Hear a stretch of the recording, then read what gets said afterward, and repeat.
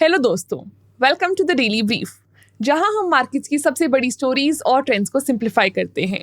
मैं हूं आपकी ओजी होस्ट भव्या दुआ। आज है मंडे 28 अक्टूबर और आज मैं आपके लिए 3 बड़ी स्टोरीज लाई हूं। आप हमें स्पॉटिफाई, एप्पल पॉडकास्ट या किसी भी प्लेटफॉर्म पर सुन सकते हैं। और अगर आप पढ़ना प्रेफर करते हैं तो हमारी नो स्पैम न्यूज़लेटर को सब्सक्राइब कर लीजिए for a quick run down.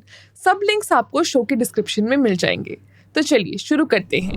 आज सबसे पहले मैं बात करूंगी डिक्सन टेक्नोलॉजी के क्वार्टरली रिजल्ट्स के बारे में और वो हमें इंडिया की electronic and manufacturing services space के बारे में क्या बताता है।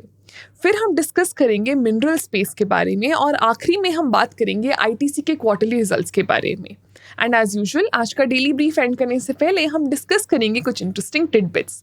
तो चलिए आज की पहली स्टोरी से शुरू करते हैं। डिक्सन टेक्नोलॉजीज ने 25 अक्टूबर को अपने क्वार्टरली रिजल्ट्स अनाउंस किए और नंबर्स काफ़ी अच्छे लग रहे हैं। इन्होंने कंसोलिडेटेड नेट प्रॉफिट में 263% की ग्रोथ रिपोर्ट की है, लेकिन स्टॉक ने एक सरप्राइजिंग हिट लिया और लगभग 7.5% ड्रॉप हो गया। मार्केट्स को ये रिजल्ट कुछ ज़्यादा टफ लगे या इलेक्ट्रॉनिक मैन्युफैक्चरिंग सर्विसेज सेक्टर की एक्सपेक्टेशंस इससे भी ज़्यादा हाई हैं, क्योंकि इस स्पेस में काफ़ी कुछ हो रहा है। हमने डिसाइड किया कि हम एक नज़र डालते हैं इस इंडस्ट्री पर जो हमारे जीने के तरीके को क्वाइटली ट्रांसफॉर्म कर रही है, इलेक्ट्रॉनिक्स। आसपास देखो और नोटिस करो कि कितना इलेक्ट्रॉनिक्स हमारी एवरीडे लाइफ का एसेंशियल पार्ट बन गया है। चाहे वो आपका स्मार्टफोन हो, लैपटॉप जिसमें काम करते हो, घर पर स्मार्ट टीवी, फिटनेस ट्रैक करने वाले वेयरेबल्स या फ्यूचर को ड्राइव करते इलेक्ट्रिक व्हीकल्स, सब कुछ टेक्नोलॉजी के अराउंड रिवॉल्व कर रहा है। लेकिन यहाँ एक बड़ी बात है, इंडिया सिर्फ वर्ल्ड के 2% इलेक्ट्रॉनिक्स प्रोड्यूस करता है, जबकि हम 5% कंज्यूम करते हैं। ये एक बड़ा गैप है और इसे फिल करने के लिए हम हेविली इंपोर्ट्स पर डिपेंड करते हैं। सिर्फ 2023 में ही इंडिया के इलेक्ट्रॉनिक्स इंपोर्ट्स $76 बिलियन तक पहुंच गए थे, जो क्रूड ऑयल के बाद दूसरा सबसे बड़ा इंपोर्ट कैटेगरी बन चुका है।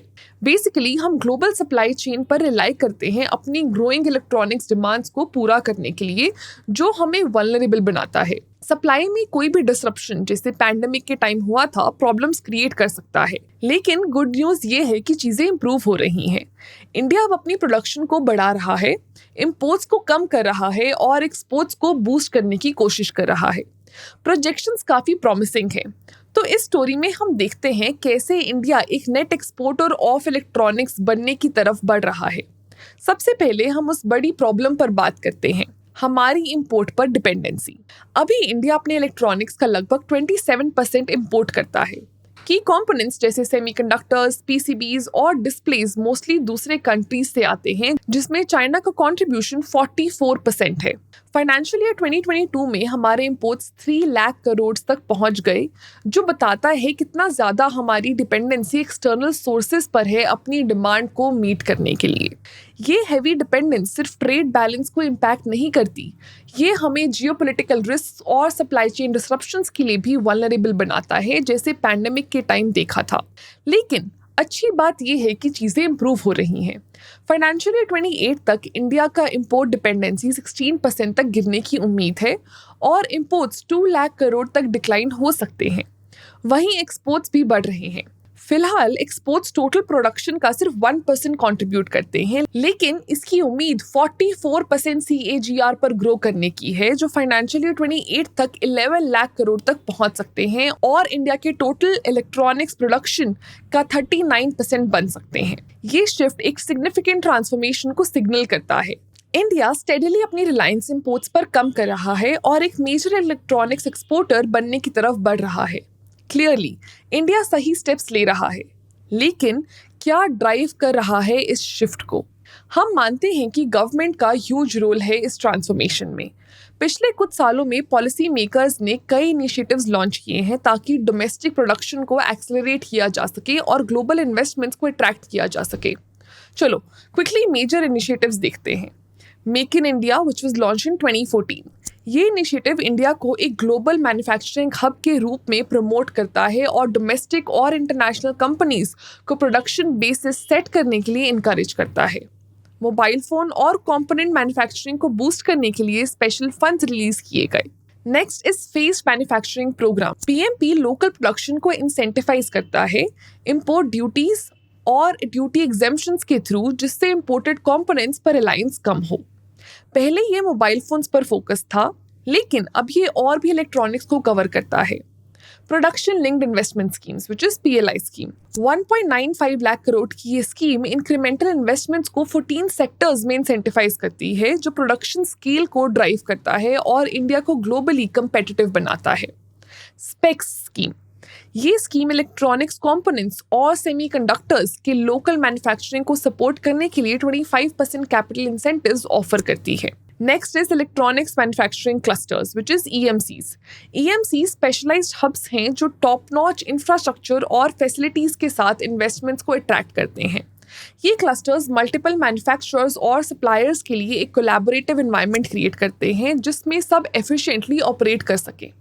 सेमीकंडक्टर्स और डिस्प्ले फैब प्रोग्राम, ये 76,000 करोड़ फंडिंग के साथ एक सेमीकंडक्टर और डिस्प्ले मैन्युफैक्चरिंग इकोसिस्टम बिल्ड करने का एम रखता है, जो फैब्स, सेंसर्स, पैकेजिंग और डिजाइन को सपोर्ट करता है। Merchandise exports from India schemes which is MEIS, ये स्कीम एक्सपोर्ट्स पर 4% तक का रिवॉर्ड देती है, जो ग्लोबल कंपेटिटिवनेस को बूस्ट करती है और इंसेंटिव्स को कस्टम्स ड्यूटी पेमेंट्स में यूज कर सकते हैं। लेकिन सिर्फ पॉलिसीज ही इस शिफ्ट को ड्राइव नहीं कर रही। इंडिया खुद एक अट्रैक्टिव मैन्युफैक्चरिंग डेस्टिनेशन बन रहा है, कुछ और रीजंस की वजह से भी। Number 1, lower labour costs. India की लेबर कॉस्ट चाइना के मुकाबले लोअर हैं, जो मैन्युफैक्चरर्स को सिग्निफिकेंट कॉस्ट एडवांटेज देती हैं। जहां हमारे एवरेज डेली वेजेस $6 के आसपास हैं, चाइनीज वर्कर्स $6.5 कमाते हैं। ये इंडिया को लेबर इंटेंसिव इंडस्ट्रीज जैसे इलेक्ट्रॉनिक्स असेंबली के लिए एक प्रेफर्ड डेस्टिनेशन बनाता है। Number 2, ease of doing business की इंप्रूवमेंट। इंडिया का ease of doing business ranking 2015 में 142 से 2020 में 63 तक इंप्रूव हो गई है। गवर्नमेंट के एफर्ट्स जो रेगुलेटरी प्रोसेसेस को सिंप्लीफाई करते हैं और इंफ्रास्ट्रक्चर्स को इम्प्रूव करते हैं, फॉरेन इन्वेस्टमेंट्स को अट्रैक्ट करने में की रोल प्ले कर रहे हैं। Number 3, young workforce. इंडिया के पास यंग स्किल्ड वर्कर्स का एक बड़ा पूल है, जो कंपनीज के लिए ज़रूरी टैलेंट को पाना ईजी बनाता है। हर साल मिलियंस वर्कफोर्स में एंटर होते हैं, जो इंडिया को मैन्युफैक्चरिंग इंडस्ट्री की लेबर डिमांड्स को मीट करने के लिए वेल पोजिशन बनाता है। नंबर 4, गवर्नमेंट सपोर्ट और इंडिया की अट्रैक्टिवनेस के साथ कंपनीज ने नोटिस लेना शुरू किया है। चलो कुछ बड़े मूव्स देखते हैं जो अभी हो रहे हैं। एप्पल करंटली वर्ल्ड के 5% आईफोन्स इंडिया में मैन्युफैक्चर करता है, लेकिन वो इसे अगले 3 से 4 इयर्स में 25% तक बढ़ाने का प्लान बना रहा है। दुनिया के सबसे बड़े इलेक्ट्रॉनिक्स मैन्युफैक्चरर्स में से एक फॉक्सकॉन ने अनाउंस किया है कि वो इंडिया में अपने इन्वेस्टमेंट्स को 2026 तक 5 गुना करेंगे।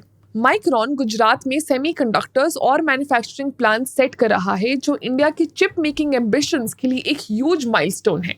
सैमसंग सिर्फ 5G इक्विपमेंट इंडिया में प्रोड्यूस नहीं कर रहा, बल्कि लैपटॉप मैन्युफैक्चरिंग में भी एक्सपैंड कर रहा है। गूगल पिक्सल फोन्स भी जल्दी ही इंडिया में मैन्युफैक्चर होंगे, जो कंपनी के प्रोडक्शन को डाइवर्सिफाई करने के लिए एफर्ट्स का हिस्सा हैं। ये मूव्स इंडिया की ग्लोबल सप्लाई चेन में बढ़ती इंपॉर्टेंस को हाईलाइट करते हैं। ये शिफ्ट सिर्फ चाइना से डाइवर्सिफाई होने का नहीं है, ये इंडिया को एक global hub for electronics manufacturing बनाने का है। लेकिन चलो आगे ना बढ़े, नेट एक्सपोर्टर बनना भी आसान नहीं होगा। अभी लोकल वैल्यू एडिशन काफ़ी लो है, लगभग 15 to 20% पर। मतलब हम इंडिया में प्रोडक्ट्स असेंबल तो कर रहे हैं, लेकिन क्रिटिकल कंपोनेंट्स जैसे सेमीकंडक्टर्स और PCBs अब भी इंपोर्ट करते हैं। टारगेट है कि लोकल वैल्यू एडिशन को फाइनेंशियल ईयर 2030 तक 35 से 40% तक बढ़ाने का। लेकिन ये अचीव करने के लिए एक रॉबस्ट लोकल सप्लाई चेन और R&D investment as well as advanced manufacturing capabilities की ज़रूरत होगी। हमें स्किल्ड वर्कफोर्स भी ट्रेन करनी होगी, जो सेमीकंडक्टर्स और मैन्युफैक्चरिंग और दूसरे हाईटेक इंडस्ट्रीज की कॉम्प्लेक्स प्रोसेसेस को हैंडल कर सके। तो क्या इंडिया ट्रूली एक नेट एक्सपोर्टर ऑफ इलेक्ट्रॉनिक्स बन सकता है? आंसर है हाँ, लेकिन ये ओवरनाइट नहीं होगा। हमें continuous policy support, large scale investments, infrastructure development और स्किल्ड लेबर की ज़रूरत होगी ताकि ये पॉसिबल हो सके। लेकिन मोमेंटम अब भी है। ग्लोबल कंपनीज यहाँ सेटअप कर रही हैं, प्रोडक्शन बूम कर रहा है और एक्सपोर्ट्स बढ़ रहे हैं। कुछ सालों में हम एक ऐसा सिनेरियो देख सकते हैं जहाँ जो गैजेट्स हम डेली यूज करते हैं वो सिर्फ इंडिया में इंडिया के लिए नहीं, बल्कि made in India for the world होंगे। और ये वो फ्यूचर है जो हम सब देखने के लिए एक्साइटेड हैं। तो ये थी हमारी आज की पहली स्टोरी। अब नेक्स्ट स्टोरी में हम बात करते हैं एक ऐसे टॉपिक की जो ग्लोबल इकोनॉमी के फ्यूचर के लिए इम्पॉर्टेंट है, विच इज क्रिटिकल मिनरल्स। ये कुछ खास मिनरल्स और मेटल्स हैं जो एसेंशियल टेक्नोलॉजीज को पावर देते हैं, जैसे इलेक्ट्रिक व्हीकल्स और रिन्यूएबल एनर्जी से लेकर एडवांस्ड इलेक्ट्रॉनिक्स और डिफेंस सिस्टम्स तक। लेकिन सवाल ये है कि ये क्रिटिकल मिनरल्स क्या हैं और क्यों इतने वैल्यूएबल हैं, और इंडिया कैसे इसे कम्पिटिटिव स्पेस में अपने आप को पोजीशन कर रहा है। सबसे पहले तो ये समझते हैं कि क्रिटिकल मिनरल्स हैं क्या। इनमें लिथियम, कोबाल्ट, निकल और कुछ रेयर अर्थ एलिमेंट्स जैसे नियोडीमियम और डिस्प्रोसियम शामिल हैं। ये मिनरल्स हाई टेक और एनर्जी एफिशिएंट डिवाइसेस बनाने में मदद करते हैं, जो आज हमारी रोज की लाइफ का हिस्सा बन चुके हैं। कुछ एग्जाम्पल्स देखते हैं। लिथियम और कोबाल्ट रिचार्जेबल बैटरीज बनाने में काम आते हैं, जैसे कि इलेक्ट्रिक व्हीकल्स में। रेयर अर्थ एलिमेंट्स एनर्जी को एफिशिएंटली कन्वर्ट करते हैं, जो विंड टर्बाइन्स और स्मार्टफोन स्पीकर्स जैसे डिवाइसेस को पावर देते हैं। निकल कोरोजन रेजिस्टेंट मटेरियल्स बनाने में यूज होता है, जो एरोस्पेस और एनर्जी स्टोरेज इंडस्ट्रीज में काम आते हैं। ये मिनरल्स ग्रीन इकोनॉमी की तरफ शिफ्ट में फंडामेंटल हैं, और जैसे जैसे देश कार्बन रिडक्शन टारगेट सेट कर रहे हैं, इनकी डिमांड रैपिडली बढ़ रही है। लेकिन यहाँ एक बड़ी प्रॉब्लम है, ये मिनरल्स दुनिया भर में इवनली डिस्ट्रीब्यूटेड नहीं है। कुछ कंट्रीज ही इनका सप्लाई डोमिनेट करती हैं। ग्लोबल मार्केट में कुछ कंट्रीज बड़े प्लेयर्स हैं, क्योंकि उनके पास रिजर्व्स और प्रोसेसिंग कैपेसिटीज काफ़ी हैं। चाइना दुनिया के 85% रेयर अर्थ एलिमेंट्स प्रोसेस करता है, इसलिए सप्लाई चेन में उसका बड़ा रोल है। Democratic Republic of Congo which is DRC दुनिया के 70% कोबाल्ट का सप्लाई करता है। ऑस्ट्रेलिया, चिली और अर्जेंटीना के पास लिथियम रिजर्व्स हैं, जो बैटरी इंडस्ट्री के लिए ज़रूरी हैं। ये कंसंट्रेशन एक सप्लाई रिस्क क्रिएट करता है। अगर टेंशन्स बढ़ती हैं या कोई ट्रेड रूट ब्लॉक हो जाता है, तो ये मिनरल्स का एक्सेस डिसरप्ट हो सकता है, जो इंडस्ट्रीज पर ग्लोबल लेवल पर इम्पैक्ट डालेगा। ये रिस्क कंट्रीज इंक्लूडिंग इंडिया को डाइवर्सिफाई करने और अपने सोर्सेज सिक्योर करने पर मजबूर करता है। इंडिया ने recently mineral security partnership which is MSP join किया है। वो एक ऐसी कोलिशन है जो क्रिटिकल मिनरल्स के लिए रेजिलिएंट ग्लोबल सप्लाई चेन बनाने पर काम कर रही है। इंडिया पहला डेवलपिंग कंट्री है जो MSP का हिस्सा बना है। ये मूव इंडिया के इंपोर्ट्स पर डिपेंडेंस कम कर रहा है और क्रिटिकल मिनरल्स में सेल्फ सफिशिएंसी बनाने के इरादे को दिखाता है। US assistant secretary of state for energy resources Geoffrey R Pyatt ने कहा कि इंडिया क्रिटिकल मिनरल स्पेस में एक मेजर प्लेयर बन सकता है, गिवन इट्स लार्ज पॉपुलेशन और ग्रोइंग मार्केट। MSP मेंबरशिप से इंडिया को एक इंटरनेशनल पार्टनर्स के साथ मिलकर रिसोर्सेज डेवलप करने का एक प्लेटफॉर्म मिलेगा। इंडिया की विजन सिर्फ माइनिंग तक सीमित नहीं है, बल्कि रिफाइनिंग और मैन्युफैक्चरिंग में भी की प्लेयर बनने का है। एक माइन टू मार्केट मॉडल बना के अपनी इकोनॉमी को बूस्ट करना और इंपोर्ट्स पर डिपेंडेंसी कम करना इसका मकसद है। इंडिया की गवर्नमेंट कंपनीज जैसे टाटा, रिलायंस और अडानी को क्रिटिकल मिनरल्स में अपॉर्चुनिटीज एक्सप्लोर करने के लिए इनकरेज कर रही हैं, स्पेशली क्योंकि इन कंपनीज की क्लीन एनर्जी और बैटरी टेक में पहले से ही फुटहोल्ड है। लार्ज स्केल प्रोजेक्ट्स अभी शुरुआती स्टेजेस में हैं, लेकिन ऐसी इन्वॉल्वमेंट इंडिया को ग्लोबल मार्केट में एक सिग्निफिकेंट प्लेयर बनाने में मदद कर सकती है। इंडिया का MSP मेंबरशिप PM मोदी के वॉशिंगटन स्टेट विजिट के दौरान हाईलाइट हुआ, जो क्रिटिकल मिनरल्स पर US इंडिया कोलैबोरेशन को दिखाता है। इंडिया के पास कुछ रेयर अर्थ रिजर्व्स भी हैं, जो चाइना की मोनोपोली से दूर रहने के लिए एक प्रॉमिसिंग पार्टनर बनाते हैं। इंडिया और US ICET which is US India initiative on critical and emerging technology framework के अंडर भी काम कर रहा है, जो क्रिटिकल मिनरल्स, सेमीकंडक्टर्स, बायोटेक्नोलॉजी और डिफेंस जैसे एरियाज में पार्टनरशिप को स्ट्रेंथन करना चाहते हैं। ICET इंडिया को रेजिलिएंट सप्लाई चेन्स बनाने में, मैन्युफैक्चरिंग कैपेबिलिटीज को इम्प्रूव करने में और क्रिटिकल टेक्नोलॉजीज में इंडिपेंडेंस बढ़ाने में हेल्प कर सकता है। इंडिया का MSP ज्वाइन करना और US के साथ पार्टनरशिप्स बनाना स्ट्रैटेजिक इंडिपेंडेंस और इकोनॉमिक ग्रोथ दोनों के लिए है। चाइना की dominance critical mineral supply chains में रिस्क पोज करती है, स्पेशली क्योंकि इंडिया के चाइना के साथ सिक्योरिटी कंसर्न्स और टेंस रिलेशनशिप हमेशा होती हैं।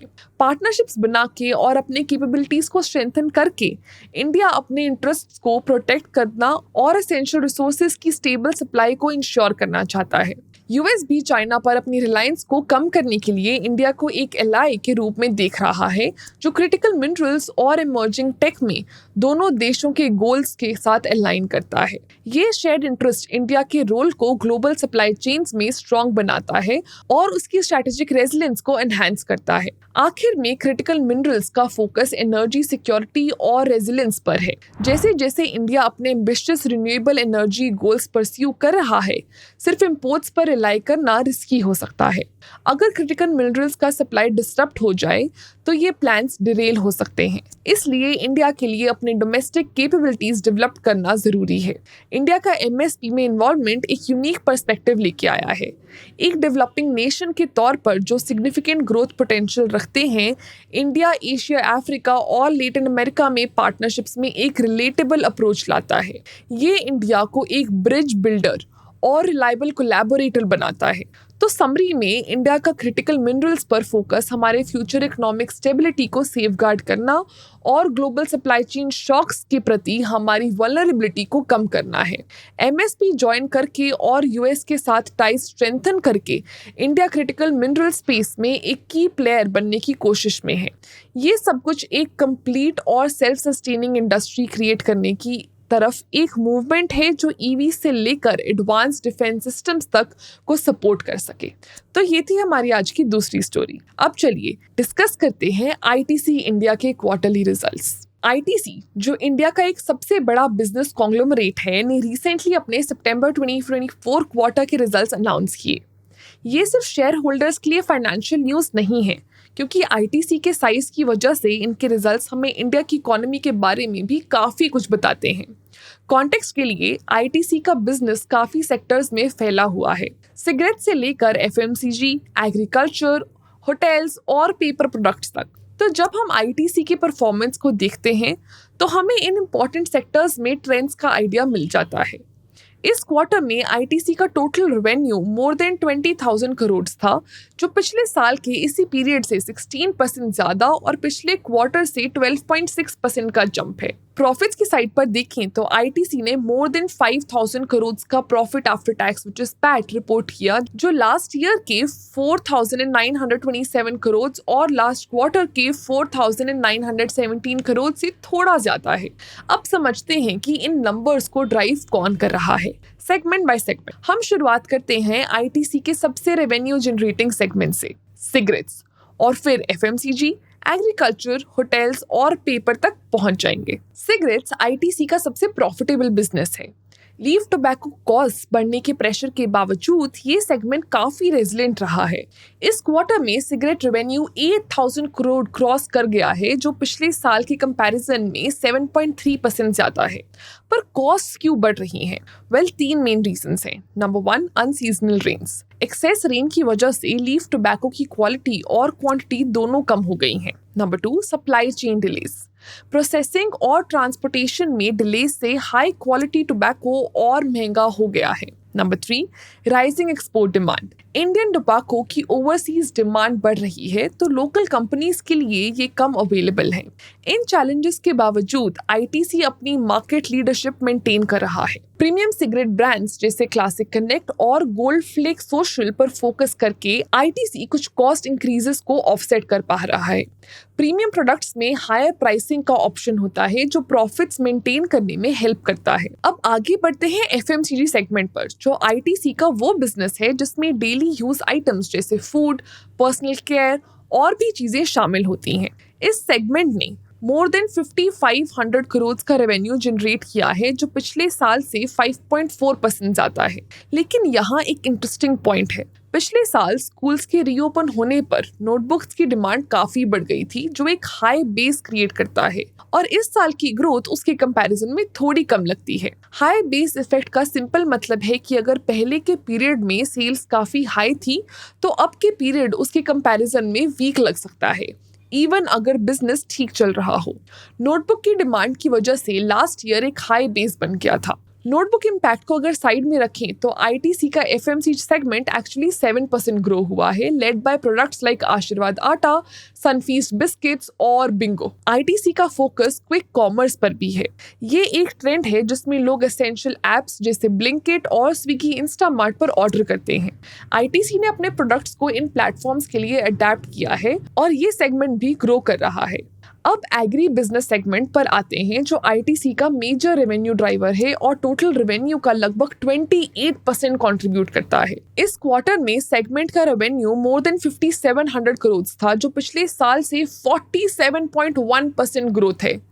लेकिन आईटीसी का एग्री बिजनेस एग्जैक्टली करता क्या है? आईटीसी सिर्फ रॉ एग्रीकल्चर प्रोडक्ट्स बाय और सेल नहीं करता, ये पूरे प्रोसेस में इन्वॉल्व है। देखते हैं कैसे। Leaf tobacco exports. ITC Indian tobacco का एक मेजर एक्सपोर्टर है जो इंटरनेशनल मार्केट्स को हाई क्वालिटी टोबैको सप्लाई करता है। Value added products. ITC agricultural items जैसे कॉफी, स्पाइसेस, फ्रूट्स और वेजिटेबल्स को प्रोसेस और पैकेज भी करता है, जो ग्लोबल स्टैंडर्ड्स के हिसाब से टेलर्ड होते हैं। Number 3, farm level partnerships. ITC 7.5 lakh से ज्यादा फार्मर्स के साथ डायरेक्टली काम करता है।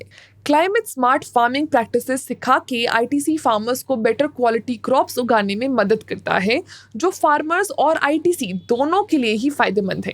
क्लाइमेट स्मार्ट एग्रीकल्चर में इन्वेस्ट करके आईटीसी अपने प्रोडक्ट सप्लाई को सिक्योर कर रहा है, फार्मर्स के साथ लॉन्ग टर्म रिलेशनशिप्स बिल्ड कर रहा है और अपना डोमेस्टिक और इंटरनेशनल पोजीशन को स्ट्रॉन्ग कर रहा है। चलिए अब होटल सेगमेंट की बात करते हैं, जिसका रेवेन्यू इस क्वार्टर में 728 करोड़ रहा, जो पिछले साल के कंपैरिजन में 12.1% ग्रोथ है। ये ग्रोथ और भी नोटेबल है क्योंकि ये लास्ट ईयर के बाद आ रही है, जब G20 जैसे इवेंट्स की वजह से डिमांड हाई थी। कुछ फैक्टर्स जो इस ग्रोथ को ड्राइव करते हैं आर बेटर ऑक्यूपेंसी और रेवेन्यू रूम ऑक्यूपेंसी, और इम्प्रूव्ड रूम रेट्स की वजह से रेवेन्यू इंक्रीज हुआ है। Asset light model. होटल्स को ओन करने के बजाय आईटीसी उन्हें मैनेज करता है। ये अप्रोच, जिसे एसेट लाइट मॉडल कहते हैं, ने आईटीसी को क्विकली एक्सपैंड करने में मदद की है। पिछले 2 सालों में आईटीसी ने अपने पोर्टफोलियो में 30 प्रॉपर्टीज ऐड की हैं। Next, international expansion. आईटीसी ने रिसेंटली अपना पहला international hotel ITC Ratnadipa Colombo Sri में ओपन किया है, जो ऑलरेडी पॉजिटिव फीडबैक के लिए आ रहा है। आईटीसी अपने होटल बिजनेस को डीमर्ज करने के प्रोसेस में भी है। ऐसा करके ये अपने कोर बिजनेसेस जैसे सिगरेट्स और एफएमसीजी पर फोकस कर सकते हैं और शेयर होल्डर्स हॉस्पिटैलिटी सेक्टर की पोटेंशियल ग्रोथ का फायदा उठा सकते हैं। लास्टली, पेपर और पैकेजिंग बिजनेस पर आते हैं, जिसका रेवेन्यू इस क्वार्टर मोर देन 2000 करोड़ था। इस सेगमेंट में पिछले साल से सिर्फ 2.1% ग्रोथ हुई है और ये कुछ चैलेंजेस फेस कर रहा है, which are cheap Chinese exports. Chinese low cost paper products Indian market में आ रहे हैं, जो आईटीसी के लिए प्रॉफिटेबल प्राइसिंग को मुश्किल बना देते हैं। Next, rising wood costs. Unseasonal rains और स्ट्रिक्टर एनवायरमेंटल रेगुलेशन से वुड प्राइसेस और बढ़ गए हैं, जो पेपर प्रोडक्ट्स के लिए कोर मटेरियल हैं। ये फैक्टर्स प्रॉफिट मार्जिन्स को स्क्वीज कर रहे हैं, जिससे सेगमेंट के अर्निंग्स उतने फास्ट ग्रो नहीं हो पा रहे। लेकिन आईटीसी ने इन प्रेशर्स को रिड्यूस करने के लिए एक्सपोर्ट्स बढ़ाने और कॉस्ट मैनेजमेंट इंप्रूव करने पर काम करा है। तो समरी में आईटीसी के लेटेस्ट रिजल्ट्स हमें मल्टीपल सेक्टर्स में इंडिया के ट्रेंड्स का इंसाइट देते हैं। सिगरेट्स इसका ओल्डेस्ट और सबसे profitable business rising input cost के बावजूद स्टेबल कंट्रीब्यूटर है। एफएमसीजी और एग्रीकल्चरल सेगमेंट्स ग्रो हो रहे हैं, जो ये दिखाता है कि स्टेपल प्रोडक्ट्स, क्विक कॉमर्स और वैल्यू एडेड एग्रीकल्चरल एक्सपोर्ट्स का मिक्स आईटीसी के लिए प्रॉफिटेबल है। होटल बिजनेस स्ट्रैटेजिकली एक्सपैंड हो रहा है, जबकि पेपर सेगमेंट इंटरनेशनल कंपटीशन और राइजिंग कॉस्ट के चैलेंजेस फेस कर रहा है। हर सेगमेंट में आईटीसी अडेप्ट कर रहा है, चाहे वो प्रीमियम ऑफरिंग्स पर फोकस करना हो, फार्मर पार्टनरशिप्स को लेवरेज करना या इंटरनेशनल मार्केट्स में एक्सपैंड करना। ये रेजिलियंस और अडेप्टेबिलिटी ही आईटीसी को इंडिया के इकोनॉमिक ट्रेंड्स का स्ट्रॉन्ग इंडिकेटर बनाती है। तो ये थी हमारी आज की लास्ट स्टोरी। चलिए अब डिस्कस करते हैं कुछ इंटरेस्टिंग टिडबिट्स। नंबर 1, इंडिया का प्लान है कि अगले कुछ सालों में 50 नए एयरपोर्ट्स बिल्ड करना ताकि कनेक्टिविटी को स्ट्रेंथन किया जा सके और बढ़ते एयर ट्रैवल डिमांड को मीट किया जा सके। एयर पैसेंजर ट्रैफिक अगले 5 सालों में डबल होने वाला है और ये एक्सपेंशन जॉब क्रिएशन और लॉन्ग टर्म इकोनॉमिक ग्रोथ को टारगेट करती है। नंबर 2, स्विगी ने अपने आईपीओ वैल्यूएशन टारगेट को 12.5 टू 13.5 बिलियन डॉलर्स तक रिड्यूस किया है मार्केट वॉलेटिलिटी के चलते। ये आईपीओ जो 1.4 बिलियन डॉलर्स रेज करने का एम रखता है, स्ट्रॉन्ग इंटरेस्ट को रिफ्लेक्ट करता है, लेकिन इंडिया के आईपीओ मार्केट में कॉशियस इन्वेस्टर सेंटिमेंट्स को भी दिखाता है। नंबर 3, जॉबिल जो एप्पल का सप्लायर है ने इंडिया में 275 मिलियन डॉलर्स तक की इन्वेस्टमेंट प्लान की है ताकि 2 नए फैसिलिटीज सेटअप किए जा सकें जो एयरपॉड्स और आईफोन केसिंग्स जैसे कंपोनेंट्स का प्रोडक्शन एक्सपैंड करेंगे। ये इंडिया के ग्लोबल इलेक्ट्रॉनिक्स मैन्युफैक्चरिंग में बढ़ते रोल को हाईलाइट भी करता है। तो ये थी हमारी आज की कुछ बड़ी स्टोरीज। मैं हूँ आपकी होस्ट भव्या दुआ और ये था आज का डेली ब्रीफ। मिलते हैं नेक्स्ट एपिसोड में।